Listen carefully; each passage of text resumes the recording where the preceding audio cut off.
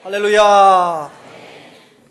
사랑하는 성도 여러분, 5월은 가정의 달입니다. 이 가정의 달 속에는 어린이날이 있고 또 어버이날이 있습니다. 그리고 15일은 스승의 날로 지킵니다. 부모님의 은혜만큼 스승의 은혜에 감사한다 하는 그런 의미가 담겨 있겠죠. 또 21일은 둘이서 하나가 된다. 그래서 21일을 부부의 날로 또 많이 지키고 있습니다. 아무튼 그 어느 달보다도 가정을 가장 많이 생각하는 달이 5월입니다. 그래서 12달 중에 꽃이 5월이다. 이렇게 많이들 표현합니다. 오늘 어린이 주일을 맞이해서 신명기 말씀을 통해서 우리가 어떻게 참된 부모 그리고 어떻게 자녀들에게 하나님 말씀을 가르칠 것인지를 생각해 보고자 합니다. 오늘 본문이 담겨있는 신명기서는 구약 성경의 중심이다 이렇게 표현할 수 있습니다. 왜냐하면 신명기 속에는 각종 하나님의 명령과 그리고 규례 그리고 주어진 법들이 그 속에 고스란히 담아있기 때문에 그렇습니다. 여러분, 우리가 전자제품을 사게 되면 그 박스 안에 뭐가 들어있죠? 사용 설명서가 들어있습니다. 차를 사도 차 서랍을 열어보게 되면 취급 설명서가 있습니다. 그 사용 설명서나 취급 설명서를 잘 읽어보고 그대로 잘 사용하게 되면 절대 고장이 안 납니다. 근데 성질 급한 여러분들은 그거 보지도 않고 자기 임의대로 막 사용하다가 고장이 나는 것입니다.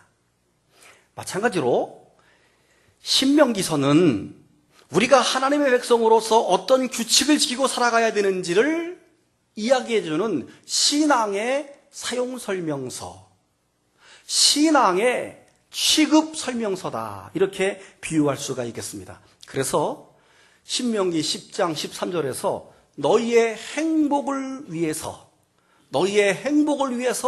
하나님의 명령과 규례를 지켜라 이렇게 말씀하고 있습니다.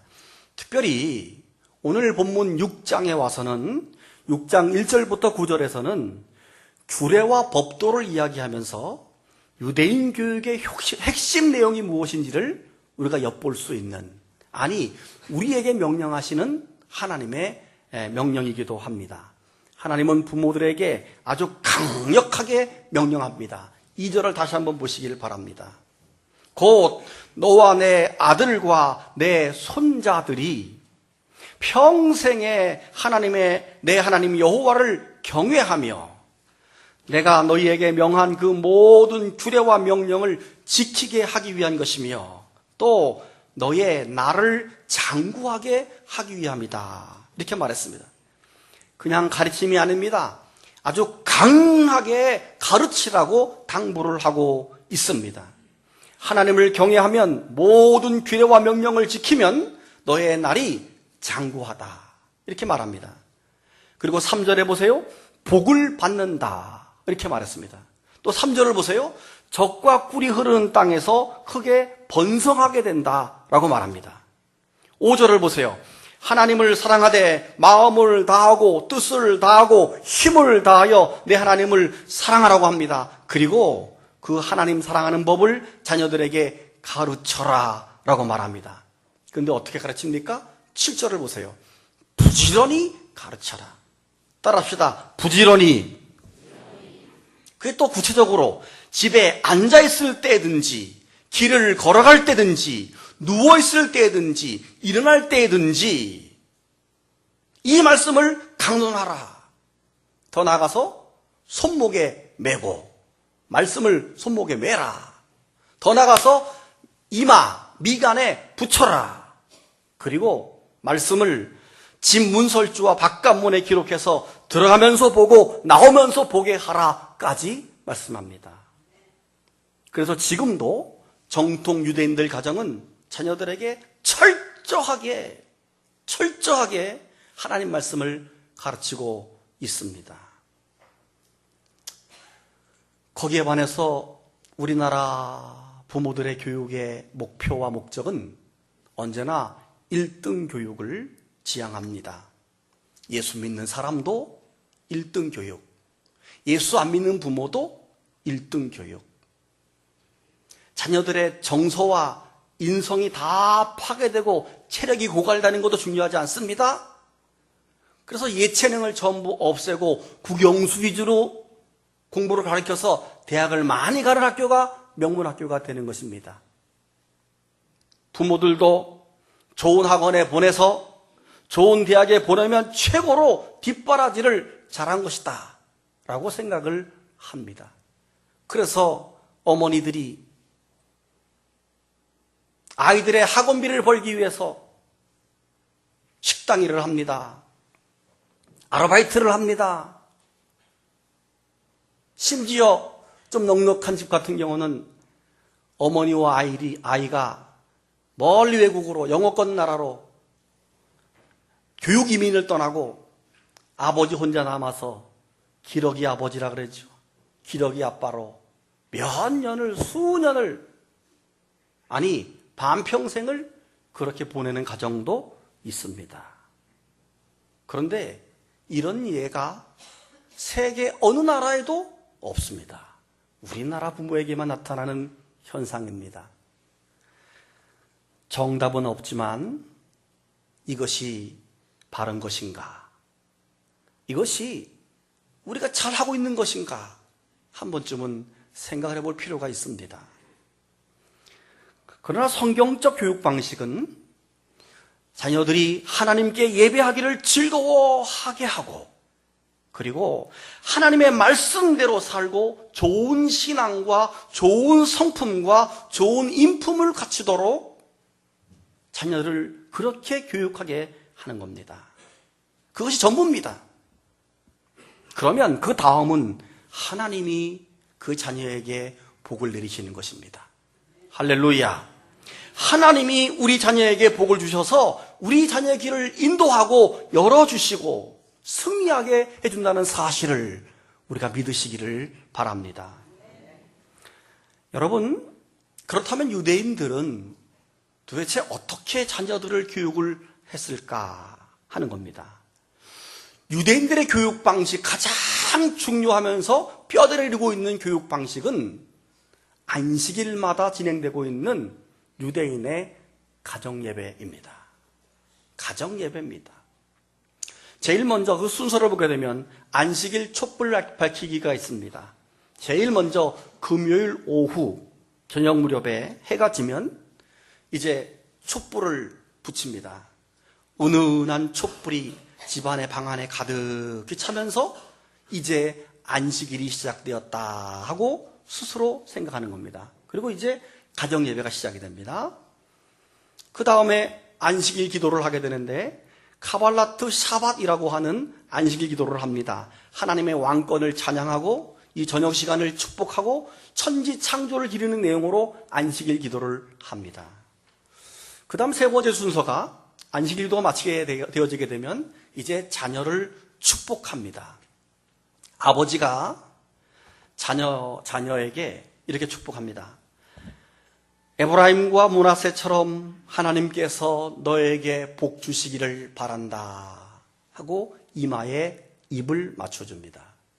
딸에게는 사라와 리브가와 라헬과 레아처럼 하나님께서 너에게 복을 주시기를 원한다 하고 이마에 입을 맞추어 줍니다. 우리는 한 번도 받아보지 못한, 아버지로부터 한 번도 받아보지 못한 그 축복을 그들은 받습니다. 그리고 함께 노래를 부릅니다. 안식일 노래입니다. 하베누 샬롬 알레헴. 이것은 뭐냐면 너희에게 평화를 가져왔다.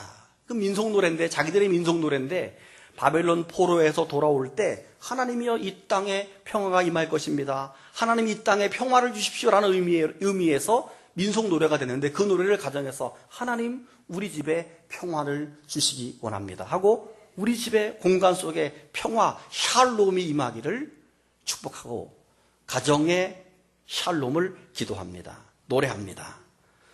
그 다음에 아내를 위한 예찬, 아내를 축복합니다. 남편이 아내에게 잠언서 31장의 내용으로 아내를 축복합니다. 그래서 이 아내는 남편에게 축복을 받고 살아가는 존재임을 깨닫게 되는 것입니다. 그 다음에 키두시라고 안식일 예배 의식서를 쭉 읽는데, 안식일에 하나님을 찬양한 내용을 읽는데 그 기쁨, 주일의 기쁨, 여러분처럼 우리처럼 주일과 안식일의 기쁨이 넘친다는 의미에서 와인잔을 놓고 포도주를 쭉 붓는데 가득 붓는 게 아니라 넘치게 붓는 거예요. 쭉 흘러 넘쳐야 돼. 쭉 해서 포도주가 쭉 상에 흘러 넘치게 부으면서 안식일 예배서를 읽습니다. 내용은 천지창조와 출애굽과 하나님의 구원을 찬양하는 내용으로 예식서를 쭉 읽습니다.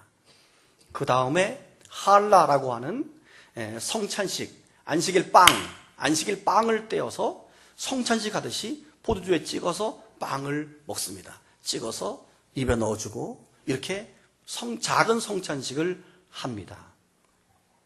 그 다음에 이제 이어서 공동 식사로 들어가는데, 유대인들은 평소에 하루 2끼를 먹습니다. 그런데 안식일만 3끼를 먹는데 그 첫 번째 식사가 저녁입니다. 안식일 해질녘 무렵 지금 이 시간에 예배 중에 먹는 저녁인데 가장 성대하고 푸짐하게 음식을 먹습니다. 노래도 부르면서 하나님을 찬양하면서 긴 시간 동안 식사를 합니다. 그리고 안식일 저녁을 맞이하게 되는데, 우리는 보통 예배 끝이 그냥 딱 끝나고 그냥 일어서서 끝나잖아요. 이 사람들은 밥 먹고 나서 잠잘 때까지가 안식일 예배예요. 잠자리에 들기 전까지 가족과 함께 이야기를 나누고 대화를 나누고 그 시간에 아버지와 부모들이 자녀들에게 성경을 가르치기도 합니다. 그래서 이 안식일은 유대인들에게 있어서 아주 면류관 같은 기쁨과 영광의 날이라고 말할 수 있습니다. 이렇게 수세기 동안에 유대인들이 이 안식일을 지켜왔던 것입니다. 여러분, 예수님이 돌아가시고 나서 주 70년에 이스라엘 나라가 마태복음 24장의 내용처럼 나라가 멸망했습니다.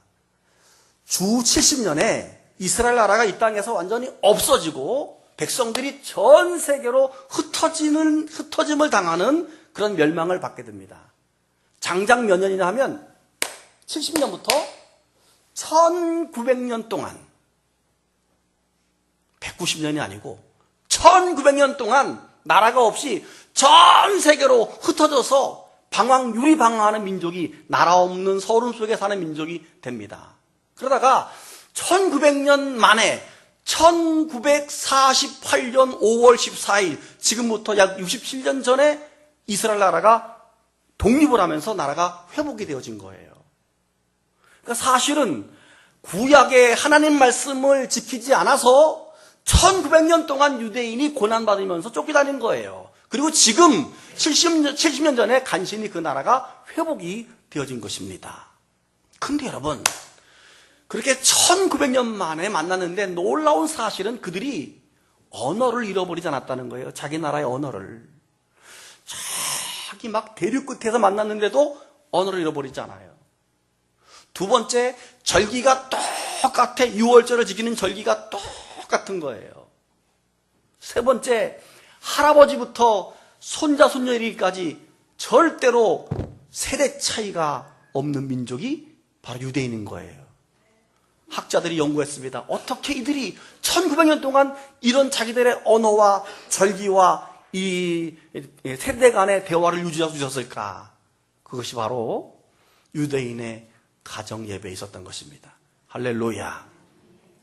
그리고 그 가정 예배 드릴 때 아버지가 자녀의 입을 맞춰주면서 축복했던 그 축복, 아버지의 그 축복 때문에, 또 이 가정 예배 때문에, 하나님을 붙들고 있는 믿음의 교육 때문에 그동안 전 세계의 노벨상의 40%를 유대인이 다 가져가고, 명석한 두뇌를 얘기한다면 유대인을 따라갈 그런 민족이 없으며, 사실은 현재 이 나라와 이 민족을, 전 세계를 전부 쥐락펴락하고 있는, 그런 전 세계를 쥐고 있는 보이지 않는 손이 바로 유대인인 것입니다.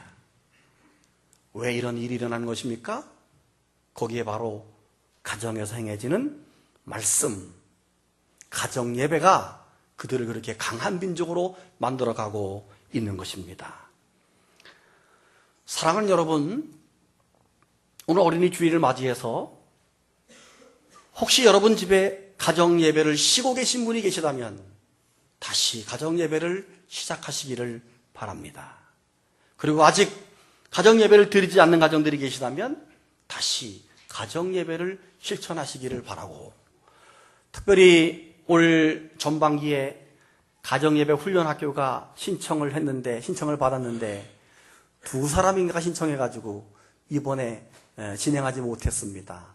후반기에 가정예배 훈련학교 후반기 교육이 열려지게 되면 공부를 한번 안 했던 분들은 다 신청하셔서 가정예배를 꼭 배우셔서 여러분의 자녀와 여러분의 가정이 하나님이 기뻐하시고 하나님께서 복을 내려주시는 그런 가정이 될 수 있기를 주님의 이름으로 축복합니다.